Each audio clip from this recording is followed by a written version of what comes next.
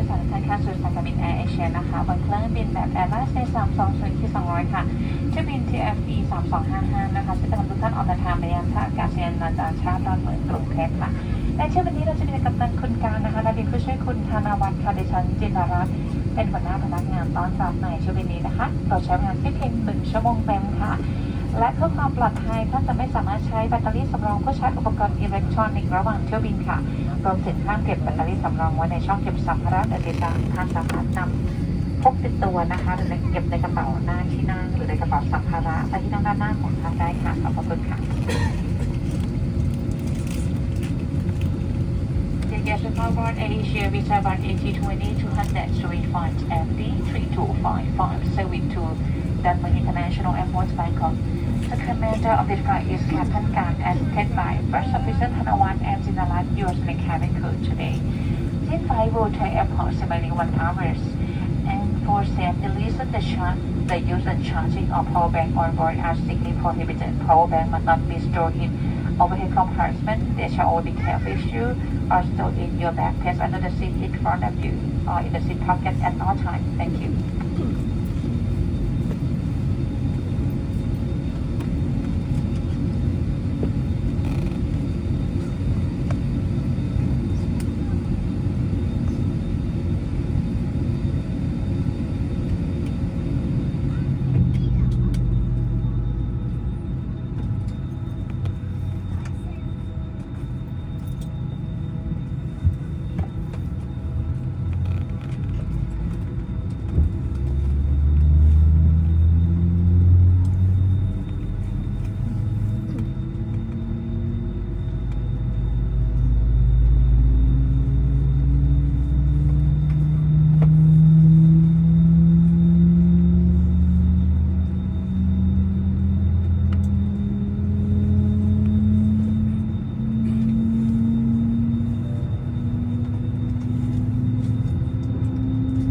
ผู้มีเกียรติครับเพื่อความปลอดภัยของทุกท่านขณะนี้พนักงานต้อนรับกำลังจะสาธิตวิธีการใช้อุปกรณ์ต่างๆเมื่อเกิดเหตุการณ์ฉุกเฉินขอความกรุณาทุกท่านให้ความสนใจ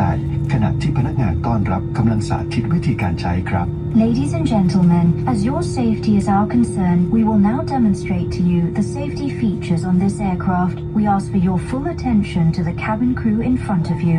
นี่คือเข็มขัดรัดที่นั่ง This is your seatbelt. วิธีการรัดเข็มขัดให้สอดหัวเข็มขัดเข้าด้วยกันปรับสายรัดให้แน่นโดยดึงที่สายรัดเข็มขัด To fasten, insert the metal tip into the buckle and tighten the belt by pulling on the buckle strap. วิธีการปลดเข็มขัดให้ยกหัวด้านบนขึ้นและแยกปลายทั้งสองด้านออกจากกัน To unfasten, lift the metal flap. หากเกิดการเปลี่ยนแปลงของความดันอากาศหน้ากากออกซิเจนบนแผงเหนือศีรษะของท่านจะตกลงมาโดยอัตโนมัติดึงหน้ากากลงมาครอบหน้ากากไว้บริเวณจมูกและปากสวมสายรัดรอบศีรษะแล้วหายใจตามปกติ Should an oxygen mask like this automatically drop from the compartment above your seat, immediately pull the mask firmly towards you. Place the mask over your nose and mouth with the headband tightly around your head and breathe normally. สวมหน้ากากให้ตัวเองก่อนแล้วจึงสวมให้ผู้ที่อยู่ภายใต้ความดูแลของท่าน Place your own mask first before assisting others under your care. เสื้อชูชีพอยู่ใต้ที่นั่งของท่าน Your life vest is under your seat. วิธีการใช้ให้สวมเข้าทางศีรษะปรับสายรัดด้านข้างให้ตึง To use it, slip it over your head like this, clip on the waistband and pull it tight. ดึงแถบสีแดงที่ประตูทางออกเพื่อให้เสื้อชูชีพพองลง At the exit, before leaving the aircraft, pull the red tag to inflate your life vest. เป่าท่อนี้เพื่อเติมลม Your life vest has an oral tube for further inflation. ไฟดวงนี้จะสว่างโดยอัตโนมัติเมื่อท่านอยู่ในน้ำและเป่านกหวีดเพื่อขอความช่วยเหลือ The light comes on when in contact with water, and here is a whistle to attract attention. เครื่องบินลำนี้มีประตูทางออกฉุกเฉินและสไลด์นิรภัยทั้งสองด้าน Evacuation slides are located at all exits. Please note where the emergency exits on the aircraft are located. เมื่อเกิดเหตุการณ์ฉุกเฉินกรุณาทิ้งสัมภาระต่างๆไว้บนเครื่อง During evacuation, leave your hand luggage. หากมีควันเกิดขึ้นให้หมอบตัวลงตามสัญญาณไฟ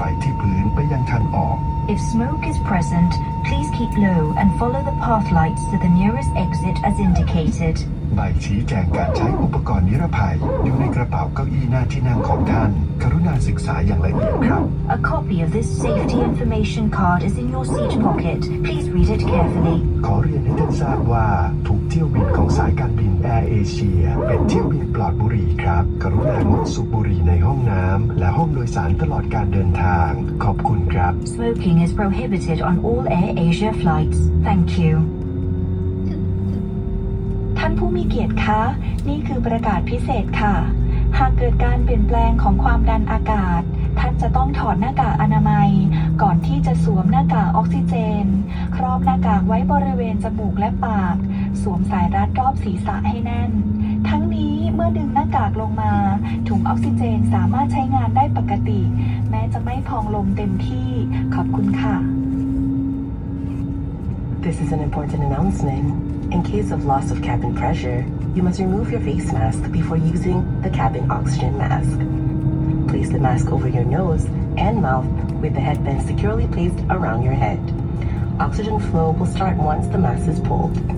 Please note, it is normal for the oxygen bag not to fully inflate after activation.